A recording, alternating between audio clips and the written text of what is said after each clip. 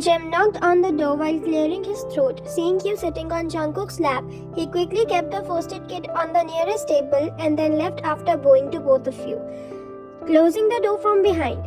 Meanwhile, you were in an utter shock. You tried to get up from Jungkook's lap, but he tightened his grip around your waist. Wine, Kook, at least let me put ointment on your knuckles. Please, for God's sake. After listening to you, he loosened his grip a bit and taking it as a chance, you got up from his lap and brought the first aid kit and again Jungkook pulled you by your wrist and made you sit on his lap. Jungkook, do while sitting here. You sighed in defeat and continued your walk. Well, believe me, you should hire me as a nurse. You said mockingly, yet with a serious tone, to which you earned Jungkook's chuckle. Jungkook, if it's you who treats me like this, then I can get these daily. One. Are you for real, Jungkook? Stop saying these kind of things, please. You shook your head and tried to get up from his lap, but Jungkook glared at you. Jungkook, did I ask you to get up? Wine, you have meeting. Look, Jim along with your secretary is waiting for you outside of the office. So go now. You said, pulling his arm, making him get up from his chair, and after that, you made him wear his coat. Then he left after kissing your forehead. After Jungkook left for the meeting, you started roaming around his office, and your gaze fell on your photo frame that he kept on his desk, along with the family photograph of Jeon's, which now included you. That photograph was taken on the wedding. Seeing that photo, you got tears in your eyes and you felt overwhelmed, but you wiped your tears and smiled. Wine. I really miss you, Appa. I'm really happy. Jungkook is really nice. He's exactly what you wanted for me.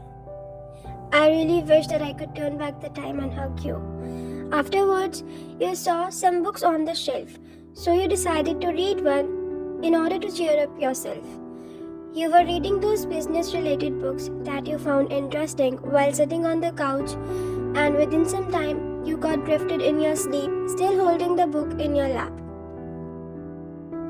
Jungkook, after dealing with the clients, came back to his office only to find his lovely wife sleeping on the couch holding a book in her lap. He sighed and came towards you. The first, he removed the book that you were reading and kept it on the table. Then he took off his coat that he was wearing and covered you with that. That made you feel warm and you snuggled more into his coat, making him chuckle slightly. Then he tugged some of your hair strands behind your ear that were disturbing his view of your innocent sleeping face. Jungkook, you never fail to make me fall for you even more every single time when I see you whine. You are really something, huh?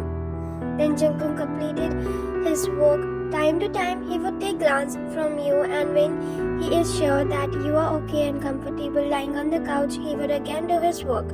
After a bit, he gets a call from his mom that he picks up after standing up while looking outside of the view of his office. Mrs. June, Jungkook, when will you both give us present? She said excitingly, as it is the 100th time that she has asked for a grandchild, and Mr. June chuckled listening to his wife winning for a grandchild to his son. Mr. June, there is no hurry, son, just take your time, he said from behind the phone call, to which Mrs. June sighed and gestured him to keep quiet. So Mr. June dramatically crossed his arms over his chest, making her chuckle.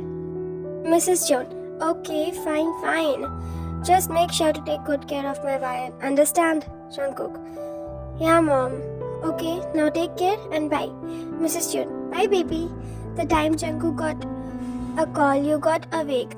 But seeing him back facing you and listening him talking in such a light tone so that you don't get up from your sleep, you felt awe and smiled. But you blushed when you heard about the grandchild thing. And at that time, Jungkook ended the call and looked at you. The time he looked at you, he understood that you might have listened to the conversation after noticing the blush on your cheeks. So he smirked looking at you and thought of taking it as an opportunity and teasing you. So he sat beside you, took your hands in his and asked politely, Jungkook, are you hungry, love? Do you need something? Wine, no, I'm fine. Cook, what were you talking about with mom? Jungkook, nothing, just about our child. The time he mentioned about the child, you widened your eyes and he smirked internally. Jungkook, even I think that we should consider elders' wishes, right? He said, coming closer to you, and his hand started to roam around your waist. That gave you goosebumps all around your body. Both you and Jungkook were intensely looking at each other's, and you both were feeling nervous. You don't know why, but yes, a feeling of staying like this forever was within you both. You both were afraid of letting each other go, as if you both depend on each other. Jungkook, I love you, Wyatt. You are most important to me. Please don't ever leave me. Wyatt, I love you more, Cook, and I'm more than proud and blessed that you are by my side. Both Jungkook and you smiled after confessing to each other. And after that time, Jungkook went on your level to kiss you, but you suddenly closed your eyes and soft scream left your mouth because of the sharp pang of pain that you felt in your abdomen. Jungkook got concerned and cupped your face. Jungkook, what happened? Are you okay?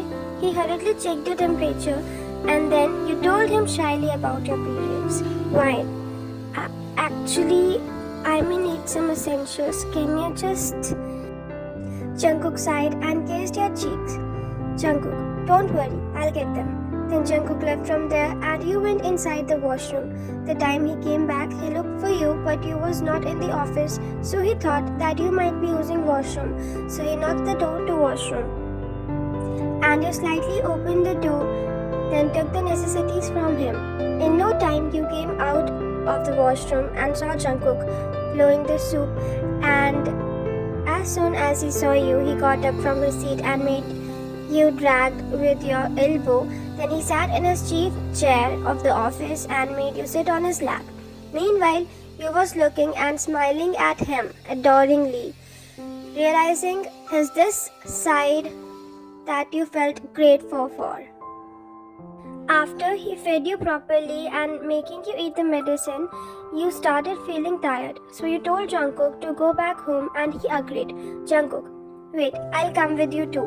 What if you needed something? Why? No need, Koo. I am really fine and you have important meetings to attend. Jungkook, nothing is more important than you, my love. Just get this thing in your mind, right? Jungkook spoke while kissing your cheek with his right hand and his left hand was kissing your tummy for soothing your pain. Whine. I know.